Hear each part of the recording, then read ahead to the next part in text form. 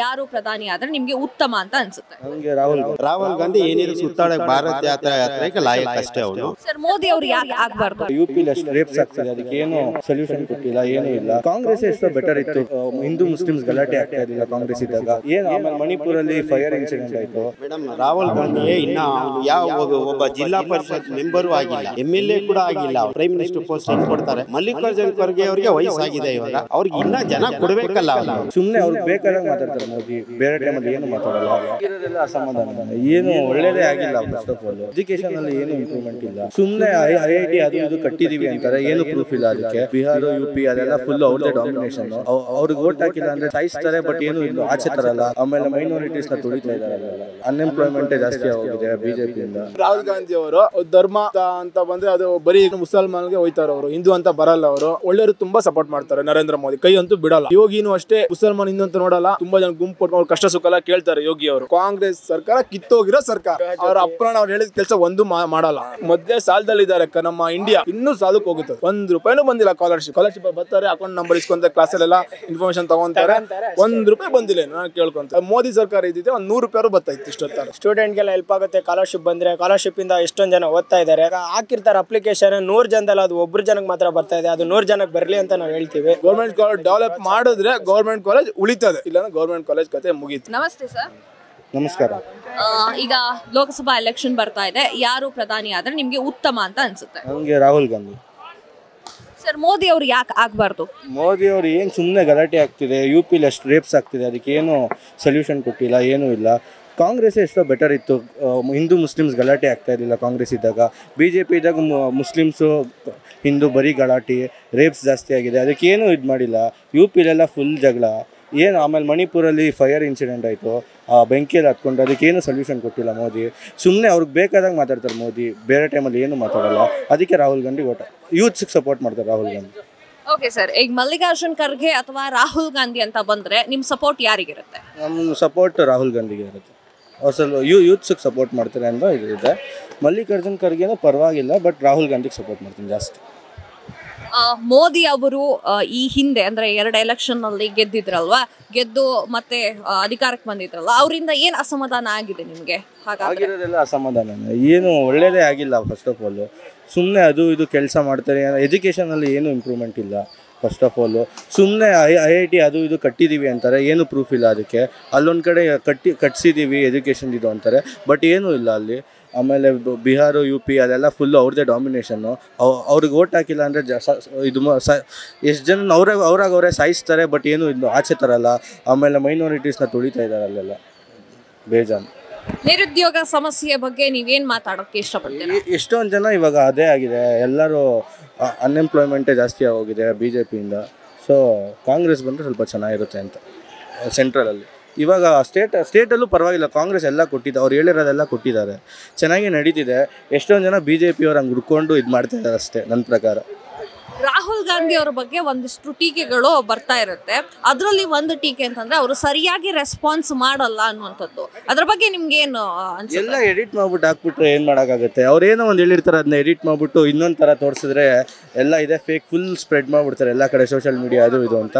So ಅದರಿಂದ ಅವ್ರ ಮೇಲೆ ಕೆಟ್ಟದಾಗ ತೋರಿಸ್ತಾ ಇದ್ದಾರೆ ಅಷ್ಟೇ. ಅವ್ರೇನು ಕರೆಕ್ಟಾಗೇ ಇದ್ದಾರೆ ರಾಹುಲ್ ಗಾಂಧಿ ಅವರು.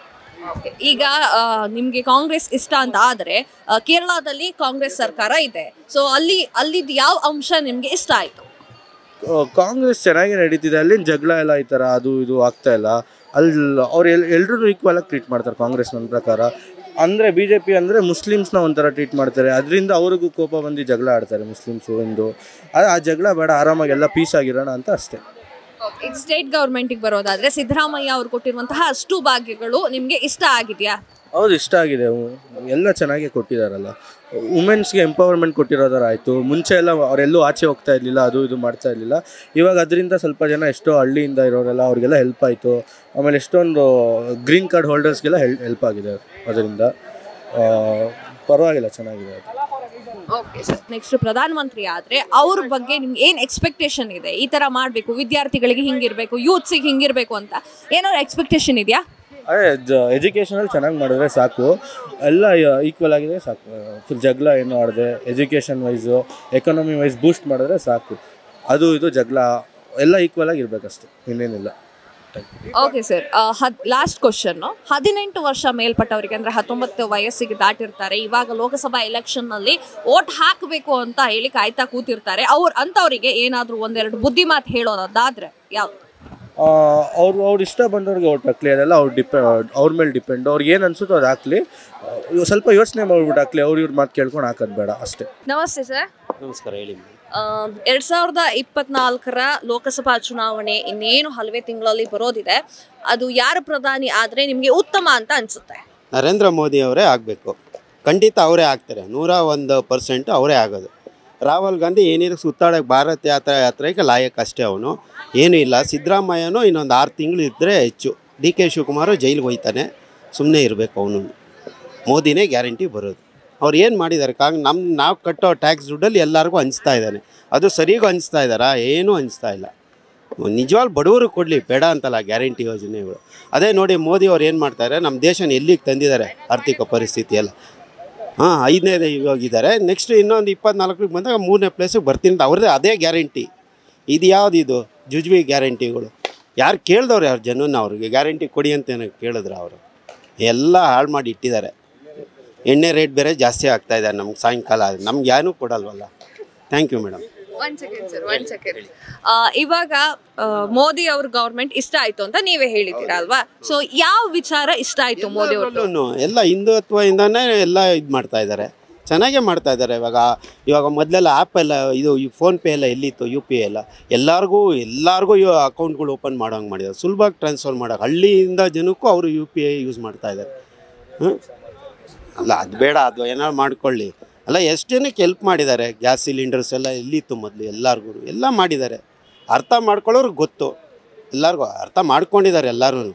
ಸುಮ್ಮನೆ ಇವ್ರು ಬಿಲ್ಡಪ್ಗಳಿಗೆ ಅವ್ರ ಮೇಲೆ ಇದು ಮಾಡ್ತಾ ಇದ್ದಾರೆ ಅಷ್ಟೇ. ಸರ್, ರಾಮ ಮಂದಿರದ ಬಗ್ಗೆ, ರಾಮ ಮಂದಿರ ಉದ್ಘಾಟನಾ ಕಾರ್ಯಕ್ರಮ ಜನವರಿ 22ರಂದು ಪ್ರಾರಂಭವಾಗ್ತಾ ಇದೆ. ಅದರ ವಿಚಾರದ ಬಗ್ಗೆ ಮೋದಿ ಅವರಿಗೆ ಹಲವಾರು ಟೀಕೆಗಳಿದೆ.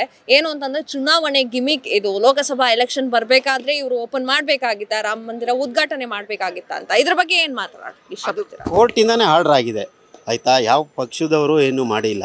ಅಲ್ಲ ಇವಾಗ BJP ಹೆಸರು ತೊಗೊಳ್ತಾ ಇದೆ, ಅವ್ರು ಮಾಡಲೇಬೇಕಾಗಿದೆ. ಇವಾಗ ಅವ್ರು ಅದರಿಂದನೇ ಬಂದಿರೋದು, ಮೊದಲಿಂದನೂ ಅವ್ರು ಅದರಿಂದನೇ ಇವಾಗೇನು ಇವರು ಹೊಸದಾಗೇನು ಹೇಳೋದು ಅವಶ್ಯಕತೆ ಇಲ್ಲ ಆಯಿತಾ. ಅದು ಕೋರ್ಟಿಂದ ಆರ್ಡರ್ ಆಗಿದೆ ರಾಮ ಮಂದಿರ ಕಟ್ಟಿ ಅಂತಲೇ. ಅದರಿಂದ ಅವರು ಯಾರ್ಯಾರು ಇನ್ವಿಟೇಷನ್ ಅವರು ರಾಮ ಮಂದಿರ ಅವರು ಇದು ಕೊಡ್ತಾ ಇದ್ದಾರೆ, ಟ್ರಸ್ಟ್ ಅವ್ರು ಕಳಿಸ್ತಾ ಇದ್ದಾರೆ ಎಲ್ಲರಿಗೂ, ಶ್ರೀರಾಮ್ ಟ್ರಸ್ಟಿಂದ. ಇವ್ರು ಕೊಟ್ಟರೆ ಕೊಡ್ಬೋದು, ಅವ್ರಿಗೂ ಯಾರಿಗೆ ಇಷ್ಟ ಇದೆಯೋ ಹೋಗ್ತಾರೆ, ಇಲ್ಲಾಂದರೆ ಇರ್ತಾರೆ ಆಯಿತಾ. ಜನಗಳ ಕನಸು ಅದು, ದೇಶದ ಜನಗಳ ಕನಸು ಮಾಡಿದ್ದಾರೆ. ಹಾಗೆ ರಾಹುಲ್ ಗಾಂಧಿ ಅವರಿಗೆ ಅಥವಾ ಮಲ್ಲಿಕಾರ್ಜುನ್ ಖರ್ಗೆ ಅವರಿಗೆ ಒಂದು ಚಾನ್ಸ್ ಅನ್ನ ಕೊಟ್ಟು ನೋಡಬಾರ್ದು ಅಂತ ಯಾಕೆ ಅನಿಸ್ತಾ ಇಲ್ಲ? ಮೇಡಮ್, ರಾಹುಲ್ ಗಾಂಧಿಯೇ ಇನ್ನೂ ಅವನು ಒಬ್ಬ ಜಿಲ್ಲಾ ಪರಿಷತ್ ಮೆಂಬರು ಆಗಿಲ್ಲ, MLA ಕೂಡ ಆಗಿಲ್ಲ. ಅವ್ನಿಗೆ ಯಾಕೆ ಪ್ರೈಮ್ ಮಿನಿಸ್ಟರ್ ಪೋಸ್ಟ್ ಹೆಂಗೆ ಕೊಡ್ತಾರೆ? ಅವರೇ ಒಪ್ಪುತ್ತಾ ಇಲ್ಲ ಯಾರೂ. ಮಲ್ಲಿಕಾರ್ಜುನ್ ಖರ್ಗೆ ಅವ್ರಿಗೆ ವಯಸ್ಸಾಗಿದೆ, ಇವಾಗ ಅವ್ರಿಗೆ ಇನ್ನೂ ಜನ ಕೊಡಬೇಕಲ್ಲ ಅವ್ರಿಗೆ. ಅವ್ರು ಆಗಬಾರ್ದು ಅಂತೇನು ಹೇಳ್ತಾ ಇಲ್ಲ ಪಾಪ, ಅವರು ಸೀನಿಯರ್ ಅದರಲ್ಲಿ ಮಲ್ಲಿಕಾರ್ಜುನ್ ಖರ್ಗೆ ಅವರು. ಜನ ಕೊಡಬೇಕಲ್ಲ. ರಾಹುಲ್ ಗಾಂಧಿ ಅಂತೂ ಆಗೋಕ್ಕಾಗಲ್ಲ ಬಿಡಿ. ಅವ್ರು ಒಬ್ಬ ಒಂದು MLA ಏನು ಇಲ್ಲ, ಅವ್ನಿಗೆ ಏನಂತ ಪ್ರೈಮ್ ಮಿನಿಸ್ಟರ್ ಪೋಸ್ಟ್ ಕೊಡ್ತಾರೆ ಜನಗಳು? ಸುಮ್ಮನೆ ಯಾತ್ರೆ ಮಾಡೋಕ್ಕೆ ಅವ್ರು ಅಷ್ಟೇ ಅವ್ರು ಲಾಯಕು, ಇನ್ನೇನಕ್ಕೂ ಇಲ್ಲ. ಸರ್, ಇನ್ನೊಂದು ಸ್ಟೇಟ್ ಗೌರ್ಮೆಂಟಿಗೆ ಬರೋದಾದರೆ ಸಿದ್ದರಾಮಯ್ಯ ಅವ್ರು ಕೊಟ್ಟಿರುವಂತಹ ಅಷ್ಟು ಸೌಲಭ್ಯಗಳು ನಿಮಗೆ ಇಷ್ಟ ಆಗಿದೆಯಾ? ಅದು ನಮಗೆ ಗೊತ್ತಿಲ್ಲ ಮೇಡಮ್. ನಮ್ಗೆ ಯಾವುದು ಬೆನಿಫಿಟ್ ಬರ್ತಾ ಇಲ್ಲ. ನಾವು ಟ್ಯಾಕ್ಸ್ ಪೇಯರು, ಅವ್ರು ಕೊಡೋದು ನಮಗೇನು ಬೇಕಾಗಿಲ್ಲ ಆಯಿತಾ. ನಾವು ಟ್ಯಾಕ್ಸ್ ಪೇಯರ್, ನಮಗೇನು ಬರೋದು ಇಲ್ಲ.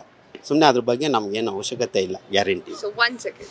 ಮುಂದಿನ ಪ್ರಧಾನಿ ಯಾರು ಆದರೂ ಕೂಡ ನಿಮ್ಮ ಎಕ್ಸ್ಪೆಕ್ಟೇಷನ್ ಏನಿದೆ ಪ್ರಧಾನಿ ಅವರಿಂದ? ಪ್ರಧಾನಮಂತ್ರಿ ಮೋದಿನೇ ಆಗೋದು ಎಕ್ಸ್ಪೆಕ್ಟೇಷನ್. ಅವ್ರು ಇನ್ನೂ ಚೆನ್ನಾಗಿ ಮಾಡ್ತಾರೆ, ದೇಶನ ಗ್ಯಾರಂಟಿ ಮಾಡ್ತಾರೆ. ಅವ್ರು ಹೇಳ್ದಂಗೆ ಮಾಡ್ತಾ ಇದ್ದಾರೆ, ಮಾಡ್ತಾರೆ.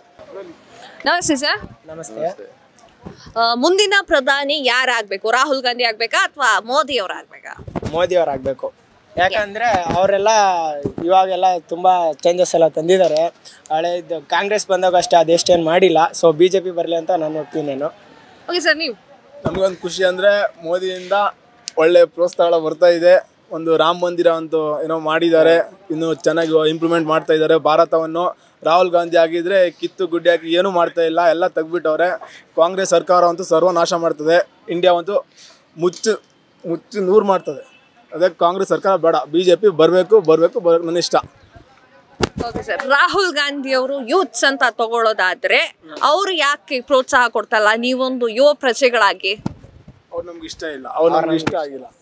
ಒಂದೇ ಒಂದ್ಸಲ ಅವ್ರು ನಮ್ಗೆ ಇಷ್ಟ ಇಲ್ಲ, ಅವ್ರು ಇಷ್ಟ ಆಗಲ್ಲ ಅಂತ. ಅವ್ರ ಆಡಳಿತನೇ ನಮ್ಗೆ ಇಷ್ಟ ಇಲ್ಲ. ಯಾಕಂದ್ರೆ ನರೇಂದ್ರ ಮೋದಿ ಅವ್ರು ಬಂದಾಗಿಂದ ತುಂಬಾ ಚೇಂಜಸ್ ಎಲ್ಲ ನಾವು ನೋಡಿದೀವಿ. ಸೊ ರಾಹುಲ್ ಗಾಂಧಿದ ಅಷ್ಟು ನಮ್ಗೆ ಗೊತ್ತೂ ಇಲ್ಲ. ಅವರು ಯಾರೋ ರಾಹುಲ್ ಗಾಂಧಿ ಅವರು ಧರ್ಮ ಅಂತ ಬಂದ್ರೆ ಅದು ಬರೀ ಮುಸಲ್ಮಾನ್ಗೆ ಹೋಯ್ತಾರೆ ಅವರು, ಹಿಂದೂ ಅಂತ ಬರಲ್ಲ ಅವರು. ಸೊ ಇಲ್ಲಿ ಜಾತಿ ಧರ್ಮ ನಮ್ಗೆ ಒಂದೇ ನರೇಂದ್ರ ಮೋದಿ ಅವ್ರು ಹಿಂದೂ ಕಡೆನೇ ಇರ್ತಾರೆ, ಹಿಂದೂ ಅಲ್ಲೇ ಇರ್ತಾರೆ. ನಾವು ಈ ವರ್ಷ ಪೂರ್ತಿ ಅವರೇ ಇರ್ಬೇಕು, ಅವ್ರ ಫ್ಯಾಮಿಲಿ ಆಗಿರ್ಬೇಕು ಪ್ರಧಾನಮಂತ್ರಿ, ಅಷ್ಟೇ ಕೇಳ್ತಾ ಇದ್ದೀವಿ. ಸರ್, ಈ ರಾಮ ಮಂದಿರದ ವಿಚಾರಕ್ಕೆ ಬಂದ್ರೆ, ನೀವೇ ಎತ್ತುಗಡಿ ಮಾಡಿದ್ರಿ, ಆ ವಿಚಾರಕ್ಕೆ ಬಂದ್ರೆ ಮೋದಿ ಅವರಿಗೆ ಹಲವಾರು ಟೀಕೆಗಳು ಬರ್ತಾ ಇದೆ. ಏನು ಅಂತಂದ್ರೆ ರಾಮ ಮಂದಿರ ಅದು ಎಲೆಕ್ಷನ್ ಗಿಮಿಕ್ಕು, ಲೋಕಸಭಾ ಎಲೆಕ್ಷನ್ ಹತ್ತಿರ ಬರ್ಬೇಕಾದ್ರೇನೆ ಈ ಲೋಕಾರ್ಪಣೆ ಕಾರ್ಯಕ್ರಮವನ್ನ ಮಾಡ್ಬೇಕಾಗಿತ್ತ ಅನ್ನುವಂತಹ ಮಾತುಗಳೆಲ್ಲ ಕೇಳಿ ಬರ್ತಾ ಇದೆ. ಅದ್ರ ಬಗ್ಗೆ ಏನ್ ಮಾತು? ಅದು ಸರ್ಕಾರ ದುಡ್ಡು ಅಲ್ವಲ್ಲ, ನಮ್ಮ ದುಡ್ಡಿನಿಂದಾನೇ ಮಾಡ್ತಾ ಇರೋದು. ಅದು ಸರ್ಕಾರ ದುಡ್ಡು ಒಂಚೂರು ಇಲ್ಲ, ಹಂಗಾಗಿ ಅವ್ರು ಏನು ಬಂದ್ರೆ ಅದ ತಗೋದಿಲ್ಲ, ಒಪ್ಪೋದಿಲ್ಲ. ಮತ್ತೆ ಮನೆಯಿಂದ ರಸೀದಿ ಏನು ಬರಂದ್ರೆ ಯಾರು ದುಡ್ಡು ಕೊಡ್ಬೇಡಿ ಅಂತ ಅವರೇ ಹೇಳಿದ್ದಾರೆ. ಯೋಗಿಯಿಂದನೂ ಎಲ್ಲ ಯೋಗಿ ಮತ್ತೆ ನರೇಂದ್ರ ಮೋದಿಯಿಂದ ಮಾಡಿರೋದು. ಗೌರ್ಮೆಂಟ್ ಒಂದು ದುಡ್ಡಿಲ್ಲ, ಅಲ್ಲ ಅವರು ಸ್ವಂತ ದುಡ್ಡಲ್ಲಿ ಮಾಡಿರೋದು ಅಂತ ನಾನು ಹೇಳ್ತಾ ಇದ್ದೀನಿ ಅಷ್ಟೇ. ಹಲವಾರು ಯುವಕರಿಗೆ ಈಗ ಉದ್ಯೋಗ ಅವಕಾಶಗಳು ಸಿಗ್ತಾ ಇಲ್ಲ. ಒಂದು ಯೂತ್ಸ್ ಆಗಿ ನೀವೇನ್ ಮಾತನಾಡೋಕೆ ಇಷ್ಟಪಡ್ತೀರಾ? ಅದು ಮಾಡ್ತಾರೆ, ಮುಂದೆ ಹೋದಾಗ ಒಂದೊಂದು ವರ್ಷದಲ್ಲಿ ಅವ್ರಿಗೂ ಎಲ್ಲರಿಗೂ ಉದ್ಯೋಗ ಕೊಡ್ತಾರೆ ಅಂತ ನಾನು ಕೇಳ್ಕೊಂತ ಇದ್ದೀನಿ. ಮಾಡಬಹುದು, ಇಷ್ಟೆಲ್ಲ ಮಾಡಿದ್ದಾರೆ, ಅದು ಮಾಡ್ತಾರೆ. ಓಕೆ, ನರೇಂದ್ರ ಮೋದಿ ಅವರನ್ನ ಕೋಮುವಾದಿ ಅಂತ ಹೇಳ್ತಾರೆ.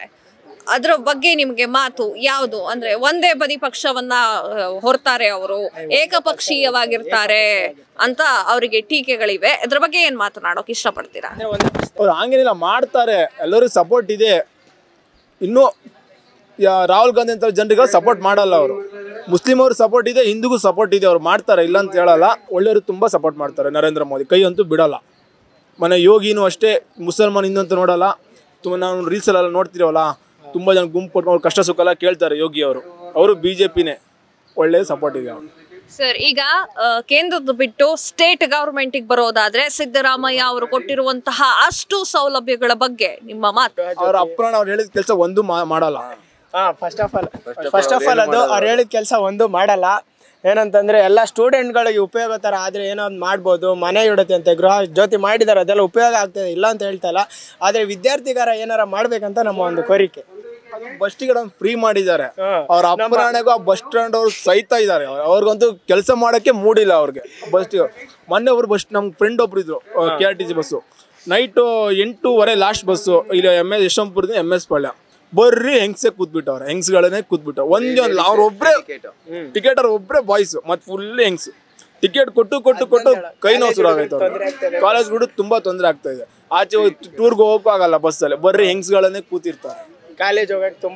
ಕಾಲೇಜ್ ಹುಡುಗರಿಗೆಲ್ಲ ತುಂಬಾ ತೊಂದರೆ ಆಗುತ್ತೆ. ಅದಾದ್ಮೇಲೆ ಬರ್ಬೇಕಾರೆ ಎಲ್ಲಾ ಕಡೆ ಹೆಣ್ಮಕ್ಳು ಇರ್ತಾರೆ, ಬಸ್ ಫ್ರೀ ಅನ್ಬಿಟ್ಟು ಸುಮ್ನೆ ಓಡಾಡ್ತಾ ಇರ್ತಾರೆ. ಅವ್ರ ಮೈ ಮುಟ್ಟು ಒಂಥರ ತಿಳ್ಕೊಂತಾರೆ, ಟಚ್ ಆದ್ರೆ ಇನ್ನೊಂಥರ ತಿಳ್ಕೊಂತಾರೆ ಅವರು. ಕಾಂಗ್ರೆಸ್ ಸರ್ಕಾರ ಕಿತ್ತೋಗಿರೋ ಸರ್ಕಾರ. ಕಾಲೇಜ್ ಮಕ್ಕಳಿಗೆ ಸರಿಯಾದ ಸ್ಕಾಲರ್ಶಿಪ್ ಸಿಗ್ತಾ ಇಲ್ಲ ಅನ್ನುವಂತಹ ಮಾಹಿತಿ ಕೇಳಿ ಬರ್ತಾ ಇದೆ, ಟೀಕೆಗಳು ಕೇಳಿ ಬರ್ತಾ ಇದೆ. ಇದ್ರ ಬಗ್ಗೆ ಏನ್ ಮಾತಾಡೋದು? 7ನೇ ಕ್ಲಾಸ್ ಲಾಸ್ಟ್ ಒಂದು 600 ರೂಪಾಯಿ ಸ್ಕಾಲರ್ಶಿಪ್ ಬಂದಿದೆ. ಅದು ಬ್ಯಾಂಕಲ್ಲಿ ನಾನು ಇನ್ನೂ ಯೂಸ್ ಮಾಡಲಿಲ್ಲ, ಅದು ಬ್ಯಾಂಕಲ್ಲಿ ಇದೆ ಇತ್ತು, ನನ್ಗೆ ಗೊತ್ತಿಲ್ಲ. 8, 9, 10 1 ರೂಪಾಯಿನೂ ಬಂದಿಲ್ಲ ಸ್ಕಾಲರ್ಶಿಪ್. 1 ರೂಪಾಯಿ ಬಂದಿಲ್ಲ. ಇನ್ನೂವರೆಗೂ ಸ್ಕಾಲರ್ಶಿಪ್ ಬರ್ತಾರೆ, ಅಕೌಂಟ್ ನಂಬರ್ ಇಸ್ಕೊಂತಾರೆ, ಕ್ಲಾಸಲ್ಲೆಲ್ಲ ಇನ್ಫಾರ್ಮೇಶನ್ ತಗೊಂತಾರೆ. 1 ರೂಪಾಯಿ ಬಂದಿಲ್ಲ. ನಾನು ಕೇಳ್ಕೊಂತ ಇದ್ದೀನಿ. ಅದು ಮೋದಿ ಸರ್ಕಾರ ಇದ್ದಿದ್ದೆ 100 ರೂಪಾಯಿ ಬರ್ತಾಯಿತ್ತು ಇಷ್ಟೊತ್ತಾರೆ, ಬಂದಿರ್ತಿತ್ತು. ಮೋದಿ ಸರ್ಕಾರ ಬರಬೇಕು, ನಾನು ಕೇಳ್ತಾ ಇದ್ದೀನಿ. ಕಾಂಗ್ರೆಸ್ ಸರ್ಕಾರ ಸ್ಟೂಡೆಂಟ್ಗೆ ಹೆಲ್ಪ್ ಆಗುತ್ತೆ, ಸ್ಟೂಡೆಂಟ್ಗೆಲ್ಲ ಹೆಲ್ಪ್ ಆಗುತ್ತೆ ಸ್ಕಾಲರ್ಶಿಪ್ ಬಂದರೆ. ಸ್ಕಾಲರ್ಶಿಪ್ಪಿಂದ ಎಷ್ಟೊಂದು ಜನ ಓದ್ತಾ ಇದ್ದಾರೆ. ಸೊ ಇವಾಗ ಹಾಕಿರ್ತಾರೆ ಅಪ್ಲಿಕೇಶನ್, 100 ಜನದಲ್ಲಿ ಅದು ಒಬ್ಬರು ಜನಕ್ಕೆ ಮಾತ್ರ ಬರ್ತಾ ಇದೆ. ಅದು 100 ಜನಕ್ಕೆ ಬರಲಿ ಅಂತ ನಾವು ಹೇಳ್ತೀವಿ.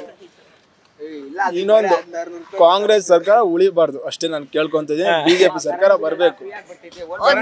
ಕರೆಂಟ್ ಬಿಲ್ಲು ಅದೇನೋ ಕೊಟ್ಟವ್ರು, ಅದೇನೋ ಅದು ಬರ್ತಾ ಇಲ್ಲ. ಗೃಹ ಜ್ಯೋತಿನೂ ಬಂದಿಲ್ಲ. 1 ತಿಂಗಳು ಮಾತ್ರ ಬಂತು ಅನ್ಕೊಂಡಿದ್ದೀನಿ. ನಾನೇ ಚೆಕ್ ಮಾಡ್ಕೊಂಡ್ ಬಂದೆ, ನನಗೇನು ಗೊತ್ತಾಗಿಲ್ಲ. ಅದು ಬಂದಿಲ್ಲ, ಏನು ಬಂದಿಲ್ಲ. ಅದೆಲ್ಲ ಬ್ಯಾನ್ ಆಗಬೇಕು. ಮಧ್ಯೆ ಸಾಲದಲ್ಲಿದ್ದಾರೆ ನಮ್ಮ ಇಂಡಿಯಾ, ಇನ್ನೂ ಸಾಲಕ್ಕೆ ಹೋಗುತ್ತದೆ. ಮತ್ತೆ ಸಾಲಕ್ಕೆ ಹೋಗಿ ವಾಪಸ್ ಬರ್ಬಾತಾಗಿ ಹೋಗುತ್ತೆ ಅಷ್ಟೇ ನಾನು ಕೇಳ್ಕೊಂತೀನಿ. ಆಸ್ ಅ ಸ್ಟೂಡೆಂಟ್ ಆಗಿ, ಒಂದು ಯುವ ಶಕ್ತಿಯಾಗಿ ಮುಂದಿನ ಪ್ರಧಾನಮಂತ್ರಿಗಳು ಆಗಿ ಆಯ್ಕೆ ಆಗಿರುವಂತಹ ವ್ಯಕ್ತಿಗಳಿಗೆ ಏನು ಎಕ್ಸ್ಪೆಕ್ಟೇಷನ್ ಮಾಡ್ತಾ ಇದ್ದೀರಾ ನೀವು ಅವರಿಂದ ಯೂತ್ಸ್ ಆಗಿ? ಎಜುಕೇಶನ್ ಅಂದ್ರೆ ಗೌರ್ಮೆಂಟ್ ಕಾಲೇಜ್ ಇನ್ನೂ ಡೆವಲಪ್ ಆಗಬೇಕು. ಮುಂದೆ ಮುಟ್ಟೋ ಮಕ್ಳು ಗೌರ್ಮೆಂಟ್ ಕಾಲೇಜ್ ಯಾವನು ಬರಲ್ಲ. ನಾನು ಸ್ಕೂಲಲ್ಲಿ ಓದುವಾಗ ನಮ್ಮ ಸ್ಟ್ರೆಂತು 10th ಇರುವಾಗ 100 ಇತ್ತು. ಇವಾಗ ನಾನು ರೀಸೆಂಟಾಗಿ ನಿನ್ನೆ ಒಂದು ಹುಡುಗಿ ಸಿಕ್ಕಿದ್ದು ನನಗೆ ಯಾವ್ದು ಕೇಳಿದೆ, ಸ್ಕೂಲ್ ಬಾಯ್ಸ್ 8 ಜನ ಇದ್ದಾರಂತೆ, ಗರ್ಲ್ಸ್ 12 ಜನ ಇದ್ದಾರಂತೆ 10th ಸ್ಟ್ರೆಂತ್. ರೀಸೆಂಟಾಗಿ ನಿನ್ನೆ ನಾನು ಕೇಳಿದೆ. ಗೌರ್ಮೆಂಟ್ ಕಾಲೇಜ್ ಉಳಿಯಲ್ಲ, ಪಕ್ಕ ನಾನು ಹೇಳ್ತಾ ಇದ್ದೀನಿ, ಗೌರ್ಮೆಂಟ್ ಕಾಲೇಜ್ ಉಳಿಯಲ್ಲ. ಅಲ್ಲ ಅವ್ರು ಹೇಳಿರೋದು ನಿಮ್ಗೆ ಇವ್ರ ಬುದ್ಧಿ ಅಂದರೆ ಕೇಳಿದ, ಗೌರ್ಮೆಂಟ್ ಕಾಲೇಜ್ ಉಳಿಯಲ್ಲ. ನಾನು ಹೇಳ್ತಾ ಇದ್ದೀನಿ ಪ್ರೈವೇಟ್ ಕಾಲೇಜೇ ಉಳಿಯೋದು. ಗೌರ್ಮೆಂಟ್ ಕಾಲೇಜ್ ಡೆವಲಪ್ ಮಾಡಿದ್ರೆ ಗೌರ್ಮೆಂಟ್ ಕಾಲೇಜ್ ಉಳಿತದೆ, ಇಲ್ಲಾಂದ್ರೆ ಗೌರ್ಮೆಂಟ್ ಕಾಲೇಜ್ ಕತೆ ಮುಗೀತು ಅಂತ ನಾನು ಹೇಳ್ತಿದ್ದೀನಿ ಅಷ್ಟೇ. ಈಗಿನ ಯೂತ್ಸ್ ಬಗ್ಗೆ ಅಂದ್ರೆ ಈಗ 18 ವಯಸ್ಸಾಗಿರುತ್ತೆ, ಈಗ ಜಸ್ಟ್ ವೋಟಿಂಗ್ ಕಾರ್ಡ್ ಅನ್ನ ಅವರು ತಗೊಂಡಿರ್ತಾರೆ, ಒಂದು ಹುಮ್ಮಸ್ಸಲ್ಲಿ ಇರ್ತಾರೆ, ಲೋಕಸಭಾ ಎಲೆಕ್ಷನ್ ಬಂತು ನಾನು ವೋಟಿಂಗ್ ಮಾಡಬೇಕು ಅಂತವರಿಗೆ ಏನು ಯೂತ್ಸ್ ಆಗಿ, ನೀವು ಕೂಡ ಒಂದು ಯೂತ್ಸ್ ಆಗಿ ಏನಂತ ಹೇಳಕ್ ಇಷ್ಟಪಡ್ತೀರಾ? ದುಡ್ಡಿನಲ್ಲಿ ಹೋಯ್ತದೆ, ಅದು ದುಡ್ಡಿಂದ ಹೋಗುತ್ತದೆ. ಅವ್ರು ದುಡ್ಡು ಕೊಡ್ತಾರೆ, ನನ್ಗೆ ಓಟ್ ಹಾಕೋದು, ನಿಮ್ಗೆ 1000 ರೂಪಾಯಿ ಕೊಡ್ತೀನಿ, ನಾವು ಅದೇ ಖುಷಿ ನಾವು ಓಟ್ ಹಾಕ್ಬರ್ತೀವಿ. ನಾವು ಹಾಕಲ್ಲ, ಕೆಲವರೆಲ್ಲ ಹಾಕ್ತಾರೆ. ನಾವು ದುಡ್ಡು ಕೊಟ್ಟು ನಾವು ಬಿಜೆಪಿಗೆ ಓಟ್ ಹಾಕೋ, ಕಾಂಗ್ರೆಸ್ ದುಡ್ಡು ಕೊಟ್ಟು ಬಿಜೆಪಿ ನಾವು ಬಿಜೆಪಿಗೆ ಓಟ್ ಹಾಕೋ, ದುಡ್ಡಿಸ್ಕೊಂತೀವಿ. ದುಡ್ಡಂತೂ ಬಿಡಲ್ಲ, ದುಡ್ಡಿಸ್ಕೊಂತೀವಿ. ಅದಕ್ಕೆ ಸ್ವಲ್ಪ ಕಾಂಗ್ರೆಸ್ ಸರ್ಕಾರ ಬಂದ್ರೆ ಡೇಂಜರ್. ಅಂದ್ರೆ ಕರಪ್ಷನ್ ನಡೀತಾ ಇದೆ, ಎಲೆಕ್ಷನ್ ನಲ್ಲಿ ಕರಪ್ಷನ್ ನಡೀತಾ ಇದೆ. ನಾನೊಂದು ಎಲೆಕ್ಷನ್ ಟೈಮಲ್ಲಿ ಒಂದು 10,000 ರೂಪಾಯಿ ನಾನು ಮಾಡ್ಕೊಂಡಿದ್ದೀನಿ, ಹೇಳ್ತಾ ಇದ್ದೀನಿ. 10,000 ನಾನು ಮಾಡಿದ್ದೀನಿ, ಅದೆಲ್ಲ ಸ್ಪೆಂಡಿಂಗ್ ಎಲ್ಲ ಕೊಟ್ಟು ನನಗೆ ಲಾಸ್ಟ್ ಒಂದು 2,000 ನನ್ಗೆ ಉಳಿತಿದೆ. ಯೂತ್ಸ್ ಆಗಿ ಹಿಂಗೆ ಹೇಳ್ತಾ ಇರೋದು ತಪ್ಪು ಅಂತ ಅನ್ಸಲ್ವಾ ಸರ್ ನಿಮ್ಗೆ? ತಪ್ಪು ಅನಿಸ್ತಿದೆ. ಟಿವಿ ನೀವು ಬಂದ್ರಲ್ಲ, ಅದು ಹೇಳ್ಬೇಕಾಯ್ತದಲ್ಲ, ಪ್ರಾಮಾಣಿಕತೆ. ಅದು ನಮ್ಮ ಯಾವ ಏರಿಯಾ ಅಂತ ನಾನು ಹೇಳಲ್ಲ, ಮತ್ತು ಅಲ್ಲಿ ಬಂದು ಪೊಲೀಸ್ ಕಳ್ಸಿದ್ರೆ ಬಹಳ ಕಷ್ಟ ಆಯ್ತು. Thank you sir, thank you.